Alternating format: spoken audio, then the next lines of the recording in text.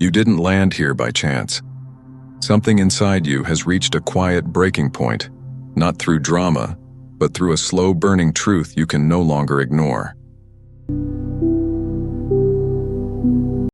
You're still functioning outwardly, but inwardly, you're suffocating in a life that no longer fits. The exhaustion isn't from lack of rest, it's from living for approval instead of truth. This isn't brokenness, it's dissonance. You've worn Jung's persona so long you've forgotten your own face. That mask served you once, but now it's dissolving you in silence. And if you feel that split between who you are and who you've been performing, know this: you're not falling apart. Something real is emerging. Your soul is saying, this ends now. The fact this message found you? Not coincidence. When the conscious mind runs out of answers, the unconscious plants signs, a song, a sentence, a video to guide you home. Everyone will urge you back to normal. But what if normal is the cage? What you're feeling isn't a bad week, it's your spirit rebelling against a life that looks fine but feels like a prison. Jung knew the psyche uses discomfort as a catalyst. Anxiety without cause, numbness, unexplained sadness, these aren't malfunctions. They're signals. Like a fire alarm, they mean something's already burning. Imagine living in a house slowly filling with invisible gas. You adapt, you host, guests. Then one day your body revolts. Is it failing you? Or finally refusing the lie? Pain isn't always punishment. Sometimes it's your soul refusing to die quietly.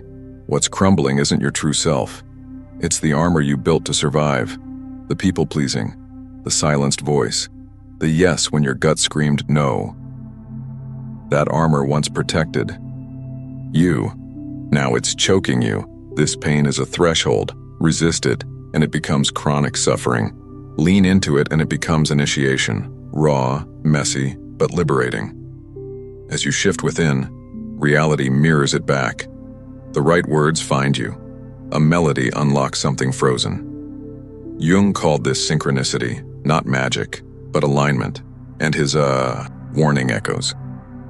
Until you make the unconscious conscious, it will direct your life and you'll call it fate. You're seeing it now, the hidden drivers, the fear of disappointing others, the job you endure, the relationship that drains you. All those compromises that felt like maturity now feel like self-abandonment. At this threshold, fear rises. Not ordinary worry, but the ancient guardian Jung called the inner dragon. It whispers you're unprepared, reminds you of failures, paints worst-case scenarios. Why? Because crossing this line means the survival self must die symbolically, and the ego fears that death more than endless pain. But here's the paradox. Fear isn't always a stop sign. Sometimes it's a compass, pointing straight to where your unlived life waits. Ancient wisdom says, where you're most afraid to go, there lies your treasure. This is the sacred portal, and no one feels ready to cross it.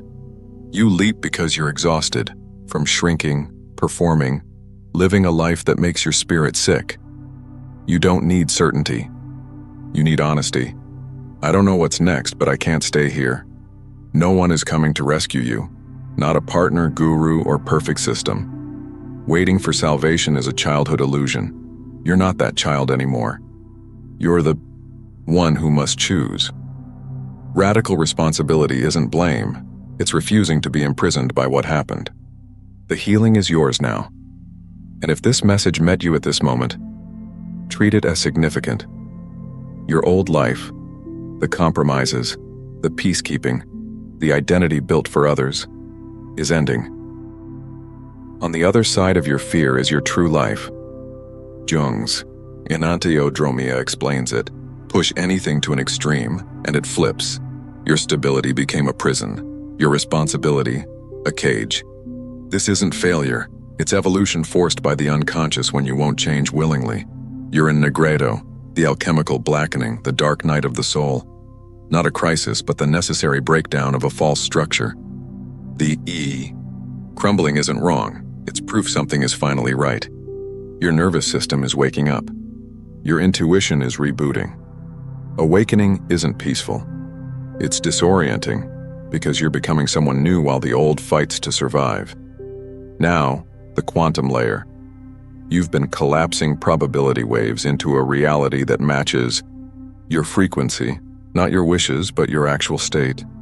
Every time you chose safety over truth, you reinforce that world.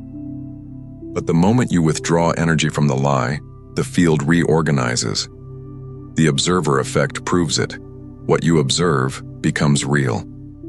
You observed yourself as small, and reality mirrored that. Now, as you see yourself as authentic, sovereign, aligned, you collapse new possibilities into form. That's why it feels unstable. You're in the liminal space between frequencies. The old is fading, the new hasn't anchored. In this gap, nothing is solid, and that's where your power lives. Uncertainty holds all possibilities. You're not locked in fate, you're free to choose. Ask yourself daily, am I creating from my past or my future? Past you chooses safety. Future you chooses truth, even when terrified. Every choice reinforces one path or the other. There's no neutral ground. Jung's transcendent function offers a third way. Hold opposites in tension, security and authenticity, responsibility and freedom, and a new possibility emerges beyond either or. Your body knows the difference. Constriction, tight chest, shallow breath, is self-betrayal. Expansion, ease, deeper breath is alignment. Trust that. Energetically, every version of you you've performed, people-pleaser, perfectionist, exists as a standing wave in the field. These structures shaped your reality, but the moment you stop feeding them, they collapse. Not metaphorically, at the quantum level. The field sustains only what consciousness animates. That's why you feel untethered.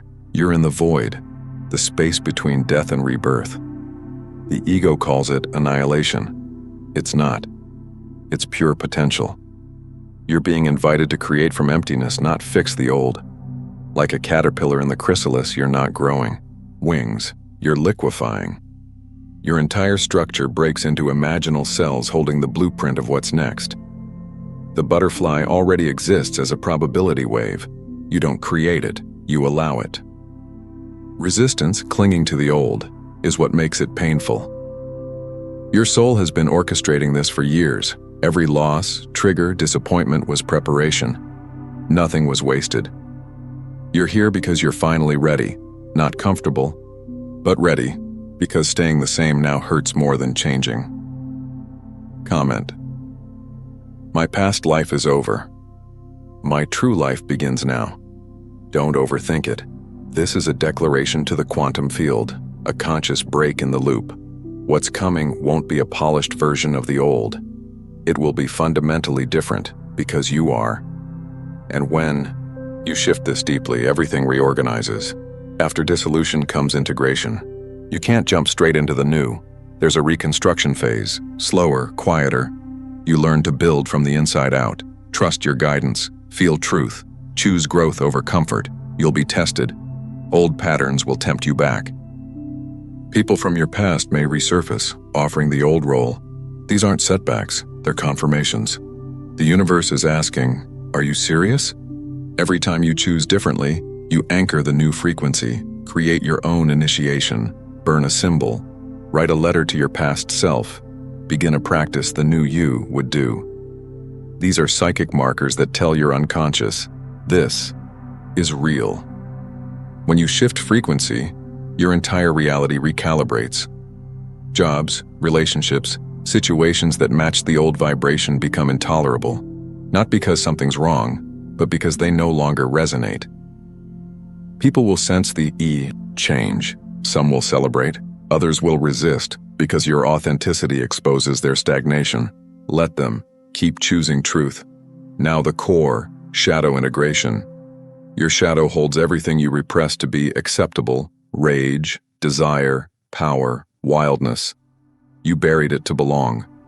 But your power lives there. To become whole, you must reclaim it.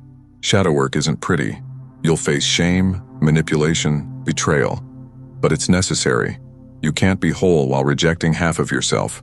And when you integrate the shadow, the energy once used to suppress it floods back, making you more alive, present, powerful. At the quantum level, this reopens lost possibilities. Denied parts collapsed certain realities. Reclaiming them restores access. That's why deep shadow work reshapes your entire life. Your transformation isn't just personal. It ripples through the quantum field, making it easier for others to awaken. You're contributing to collective evolution, but awakening must translate into action. Your job, relationships, finances may still reflect your old self. So how do you honor your shift while living in old structures? First, you don't need to blow everything up. Bring consciousness to everything. Be present with misalignment. Make micro choices that honor your truth. Stop faking enthusiasm. Set one boundary. Speak one hidden truth. These accumulate. They signal to the field, I'm serious, and opportunities follow. Second, trust the timing. Your soul knows the difference between evolutionary readiness and ego desperation.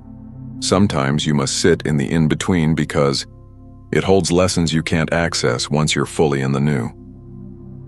Third, complete what needs closing. Have hard conversations. Release resentments.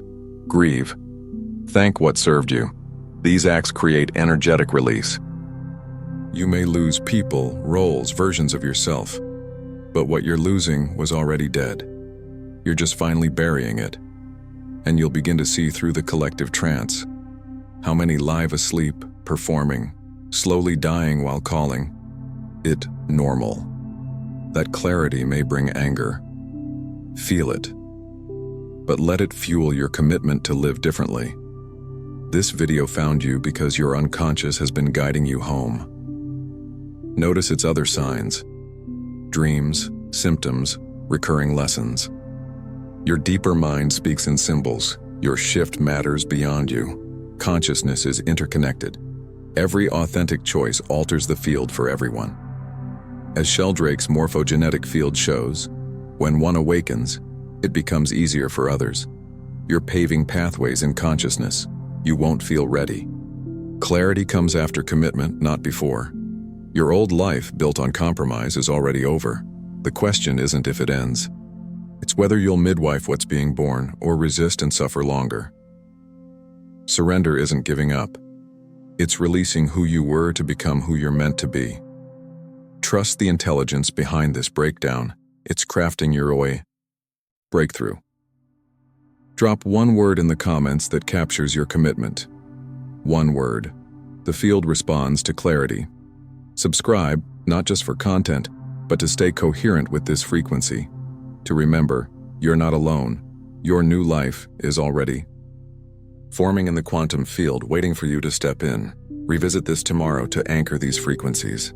Share it with someone at their threshold. That act deepens your integration and entangles your transformations, accelerating both. You feel it. Your past is dissolving. It's terrifying to let go without seeing what's ahead. But you also feel it's something truer, more aligned, waiting. You stand at the threshold. Your real life, the one that matches your soul, not society's script, awaits on the other side of your willingness to step forward, even afraid, even misunderstood. You don't need permission. You need your own conviction. And if you're still here, if your body recognizes this truth despite your mind's doubts, you already have everything you need. Your new life starts now, not when it's safe. Not when you're ready. Now, with this choice, to honor truth even when it burns, to trust your soul even when it defies logic, to become who you are, not who you were trained to be. The old life is over. Let it die. Step into what's waiting, and know this. Realizing who you truly are in the quantum field changes everything. In the next transmission, we reveal the hidden architecture of your multidimensional presence and why forces tried to keep you from remembering. This isn't philosophy. It's mechanics. Watch it now.